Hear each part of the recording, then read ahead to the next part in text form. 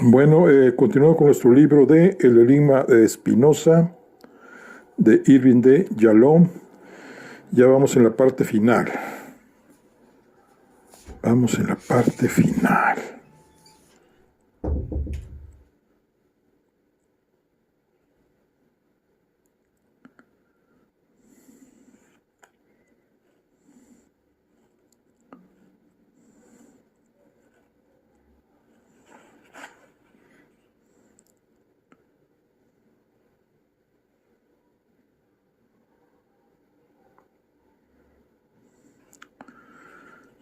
Ambos sabían que el tiempo se les estaba acabando, y Franco habló rápidamente.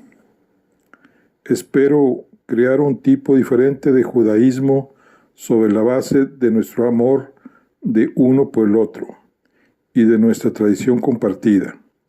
Mi plan es realizar servicios religiosos que no tengan ninguna mención de lo sobrenatural y que estén basados en nuestra común humanidad, tomando la sabiduría de la Torá y del Talmud, que conducen a una vida amorosa y moral.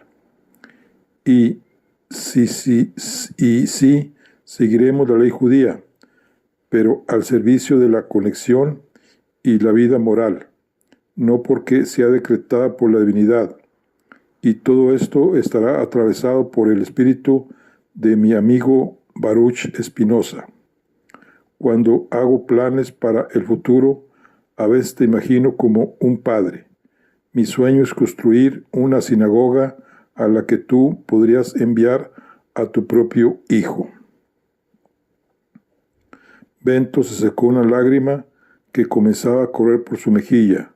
Sí, coincidimos si crees que debemos usar suficiente ceremonia para que todo resulte atractivo para esta parte de nuestra naturaleza que todavía lo requiere, pero no tanta como para esclavizarnos.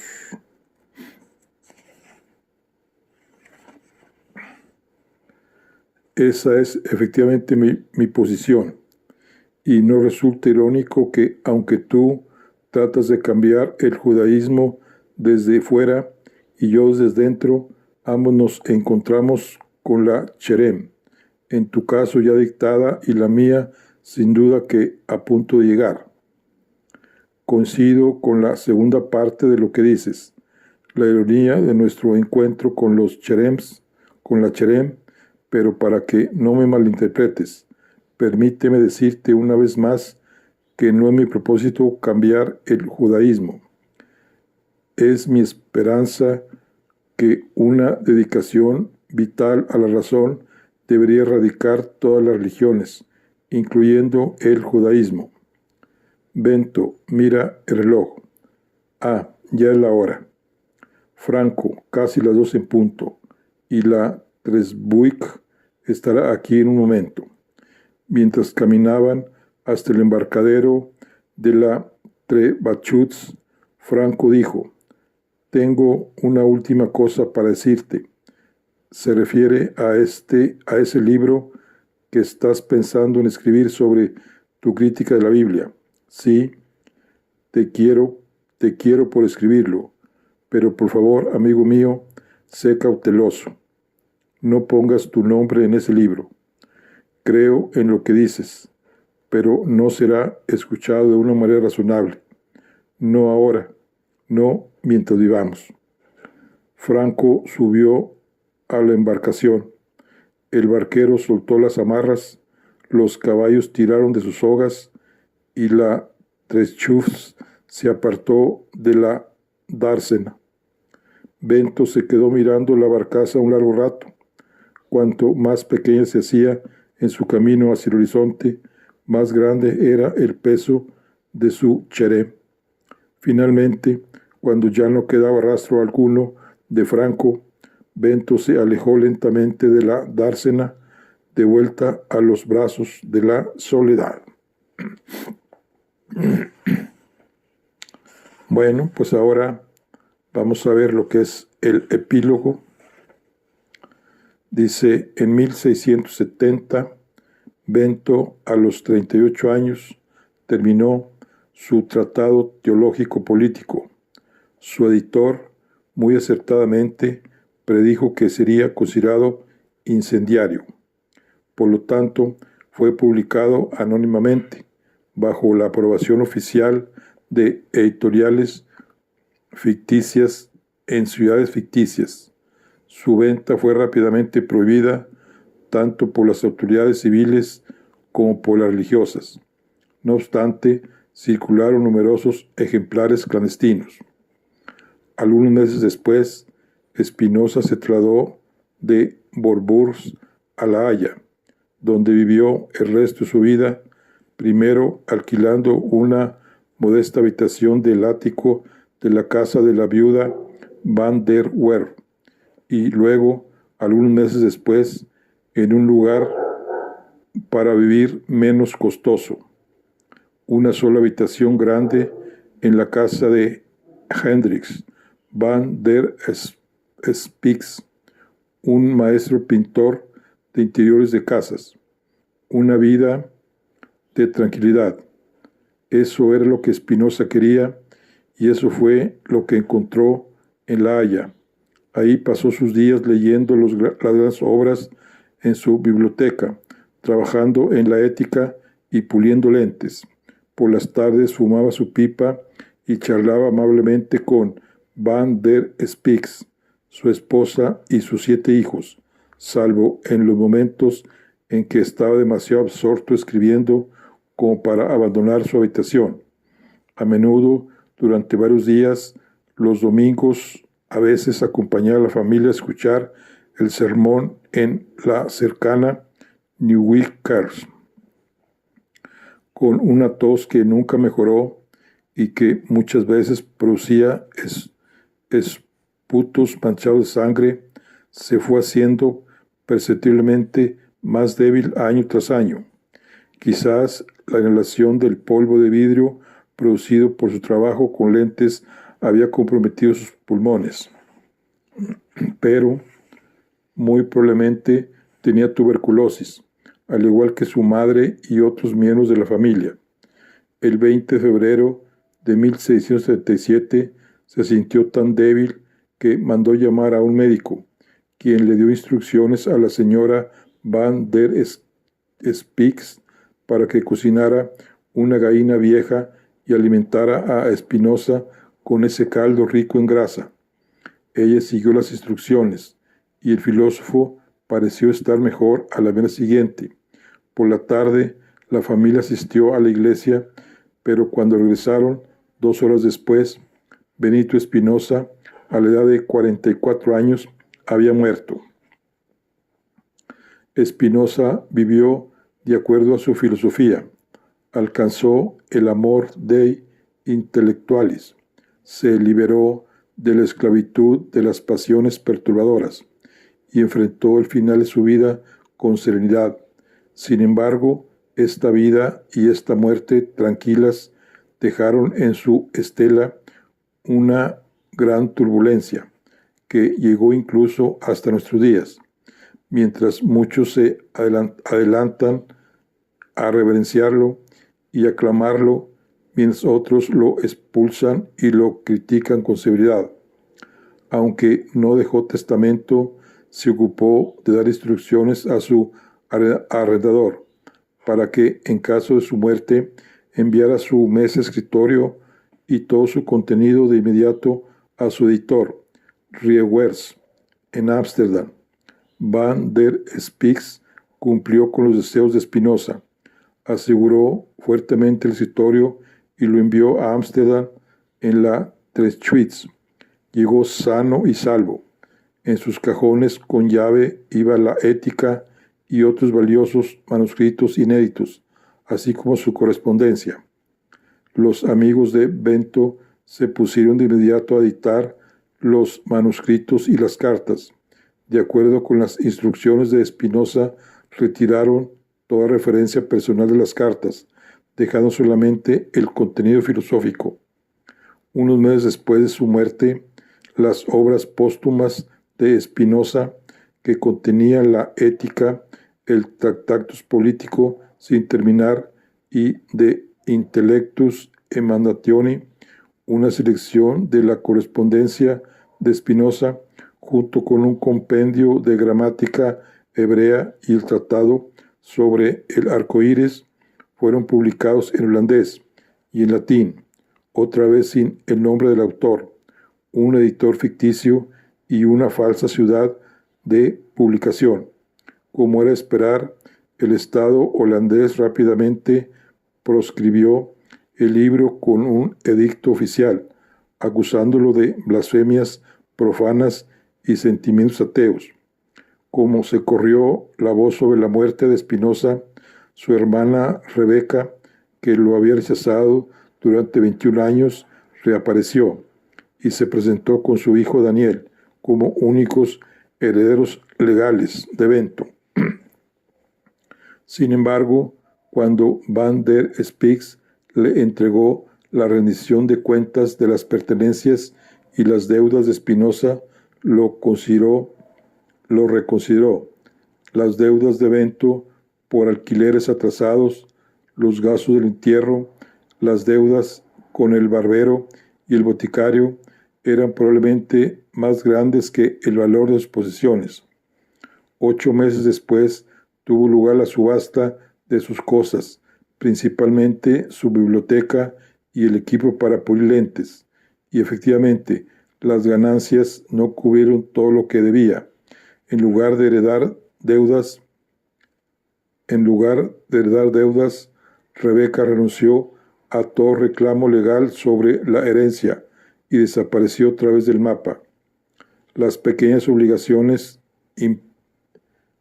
impagas de Bento fueron saldadas por el cuñado del amigo de Bento, Simón de Bries. Simón, que había muerto 10 años antes, en 1667, había ofrecido dejar su herencia completa a Bento, pero Bento le había rechazado diciendo que era injusto con la familia de Simón y que además el dinero no sería más que una distracción para él. La familia de Simón le ofreció una pensión anual de 500 florines. Eso también Spinoza lo rechazó, aduciendo que era más de lo que necesitaba.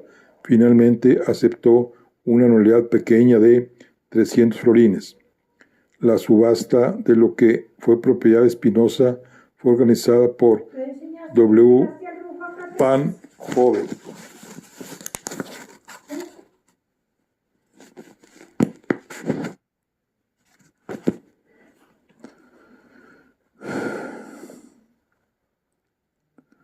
La subasta de lo que fue propiedad de Spinoza fue organizada por W. Van der Hove, un notario concienzudo, que dejó un inventario detallado de los 159 libros en la biblioteca de Spinoza, con la información precisa de fecha, editor y formato de cada libro.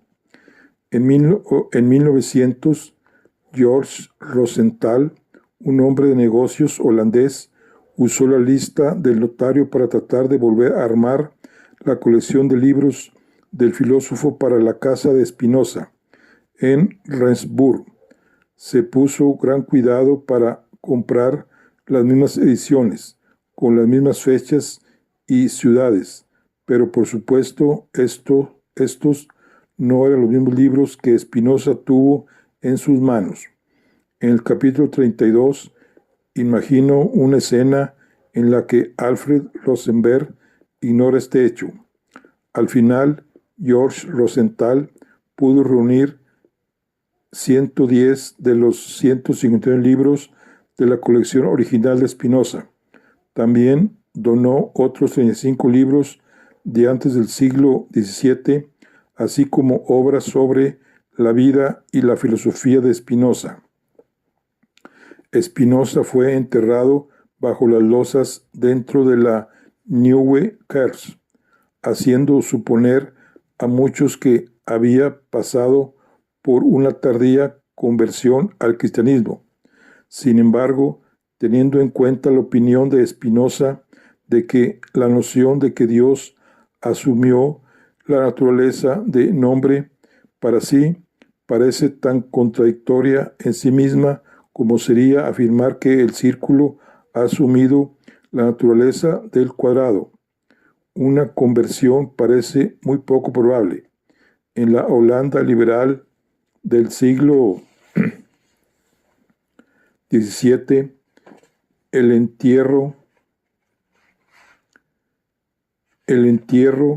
de los no protestantes en las iglesias no era poco frecuente.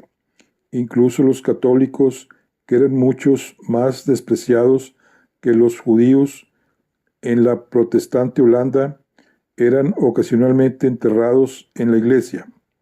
En el siglo siguiente, la política cambió y solo los muy adinerados y prominentes eran enterrados ahí. Como era la costumbre, el espacio donde se enterró a Spinoza fue alquilado por un número limitado de años, y cuando ya no hubo dinero para el mantenimiento, probablemente después de 10 años, sus huesos fueron desenterrados y esparcidos en el cementerio de 1/4 de hectárea de terrenos junto a la iglesia. Con el correr de los años, Holanda lo reivindicó y su importancia creció tanto que su retrato apareció en los billetes holandeses de 1000 florines, hasta que se introdujo el euro en el 2002. Como todos los retratos de Spinoza, el retrato en billete se basaba en imprecisas descripciones escritas. Durante la vida de Spinoza no se hizo ningún retrato de él. En 1927 se puso una placa en el cementerio de la New Yerkes para conmemorar el aniversario número 250 de la muerte de Spinoza. Algunos entusiastas judíos de Palestina que deseaban reivindicar a Baruch Spinoza como judío participaron en la conmemoración. La inscripción en latín dice: "Esta tierra cubre los huesos de Benedictus Spinoza, otrora enterrado en la nueva iglesia". En Palestina, más o menos al mismo tiempo de la presentación de esa placa, Joseph Klausner, el renombrado historiador y después uno de los candidatos en la primera elección presidencial de Israel, pronunció un discurso en la Universidad Hebrea en la que declaró que el pueblo judío había cometido un pecado terrible al excomulgar a Spinoza. Pidió un repudio a la idea de que Spinoza era un hereje y terminó con estas palabras: "Nos dirigimos a Spinoza, el judío. Le hablamos desde la cima del monte Escropos, desde nuestro nuevo santuario, la Universidad Hebrea de Jerusalén. Le decimos que la exclusión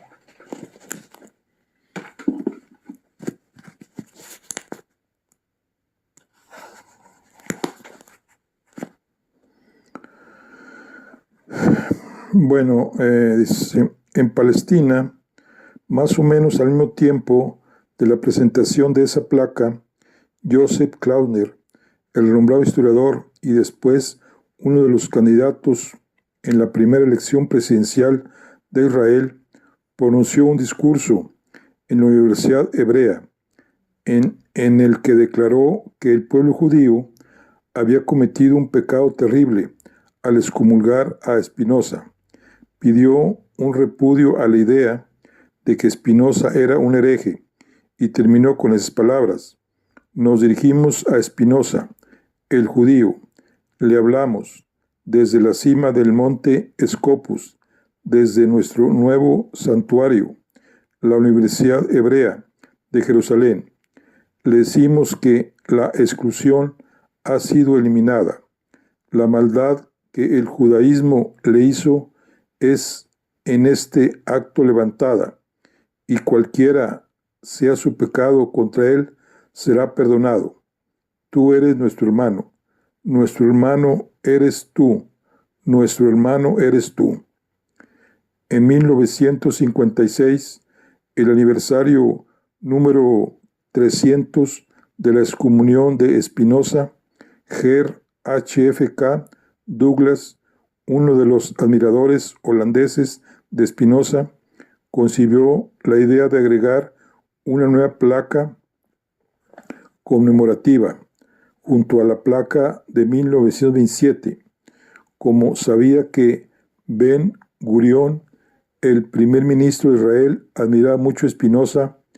Herr Douglas le pidió su apoyo. Ben Gurión con entusiasmo se lo ofreció, y cuando esto se supo en todo Israel, los miembros de una organización judía humanística en Haifa, que consideraba a Spinoza como el padre del humanismo judío, ofreció aportar una piedra de basalto negro como parte de esa conmemoración. Muchas personalidades asistieron a la inauguración formal del recordatorio. Entre ellos había representantes gubernamentales tanto de Holanda como de Israel. Ben Gurión no asistió a la inauguración, pero visitó el lugar en una ceremonia oficial 3 años más tarde. La nueva placa colocada junto a la de 1927 contenía un relieve de la cabeza de Spinoza y cautela, como única palabra, encontrada en el anillo de sello de Spinoza, y debajo de eso la piedra de basalto negro israelí adherida a la placa lleva inscrita la palabra hebrea Bior, Amcha, que significa tu pueblo. Algunos israelíes manifestaron su desacuerdo con la intención de Ben Gurión de reivindicar a Spinoza. Miembros ortodoxos del Knesset se sintieron tan indignados por la idea de que Israel honrara a Spinoza que pidieron la censura tanto de Ben Gurión como de la ministra de Relaciones Exteriores, Golda Meir, por ordenar al embajador israelí que asistiera a la inauguración en Holanda. Anteriormente, en un artículo, Ben Gurión se ocupó del tema de la excomunión de Spinoza. Es difícil culpar a la comunidad judía en la Ámsterdam del siglo XVII. Estaban en una situación precaria, y la traumatizada comunidad judía tenía el derecho de defender su cohesión. Pero hoy el pueblo judío no tiene el derecho de excluir para siempre a Spinoza, el inmortal de la comunidad de Israel. Ben Gurión insistía en que la lengua hebrea no está completa sin las obras de Spinoza, y efectivamente, poco después de la publicación de su artículo, la Universidad Hebrea publicó la obra completa de Spinoza en hebreo.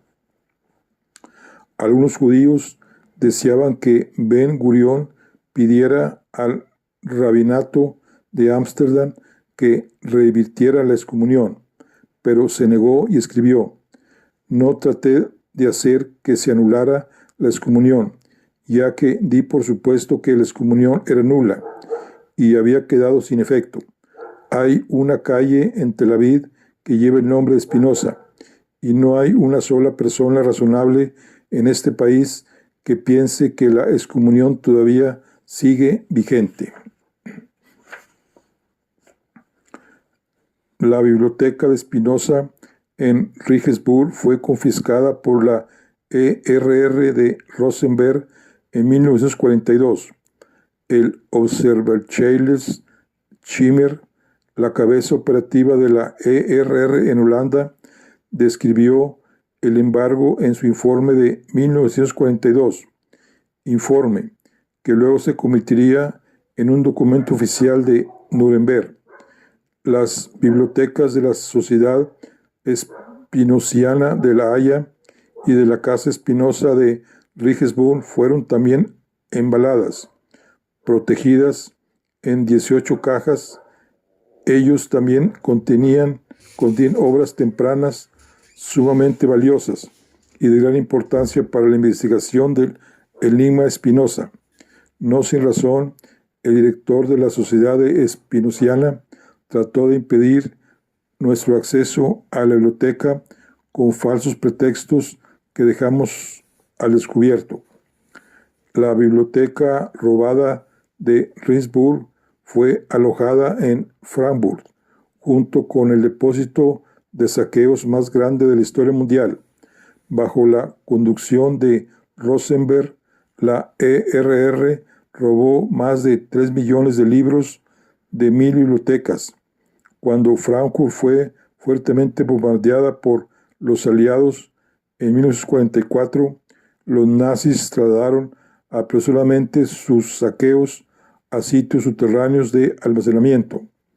La biblioteca de Spinoza, junto a miles de otros libros no catalogados, fue enviada a una mina de sal en Ungen, cerca de Múnich. Al final de la guerra, todos los tesoros de Ungen fueron transferidos al depósito central estadounidense, Offenbach, donde un pequeño ejército de bibliotecarios e historiadores buscó a sus propietarios. Finalmente, Dirk Marius Granswinkel, un archivero holandés, se encontró con los libros de Spinoza y transfirió la colección entera, menos apenas un puñado de libros, a Holanda, a bordo del Mary Rotterdam, una embarcación holandesa. Llegó a Regensburg en marzo de 1946 y fue puesta otra vez en exhibición en el Museo Spinoza, donde puede ser vista hasta el día de hoy. Bueno, pues aquí concluimos nuestro libro de Irving de Yalom, el enigma Spinoza. Acordémonos de que nada más hemos visto un solo libro. En nuestras próximas lecturas vemos, digamos, esta segunda parte o el segundo libro que está intercalado en nuestro libro de El enigma Spinoza. Pero esto lo veremos en lecturas posteriores. Por lo pronto, aquí terminamos lo que es la historia de El enigma Spinoza. Nos vemos en la siguiente. Hasta luego.